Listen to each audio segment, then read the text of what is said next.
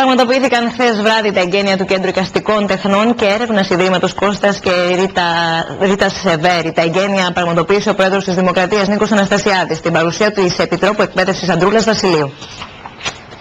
Στην παρουσία της Επιτρόπου Εκπαίδευσης Ανδρούλας Βασιλείου και του Δήμαρχου Λευκωσίας Κωνσταντίνου Γιορκάκη, ο Πρόεδρος της Δημοκρατίας Νίκος Αναστασιάδης εγγενίασε χθες βράδυ το Κέντρο Εικαστικών Τεχνών και Έρευνας του Ιδρύματος Κώστα και Ρίτας Σεβέρη.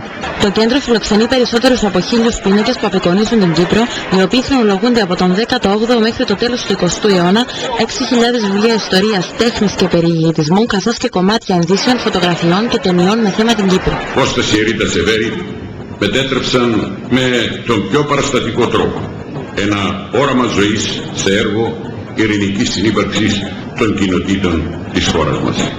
Μέσα από τα έργα τέχνης και τις διάφορες συλλογές που φιλοξενούνται σε τούτο το χώρο αναδεικνύεται η συμβίωση όλων των κατοίκων του νησιού μας.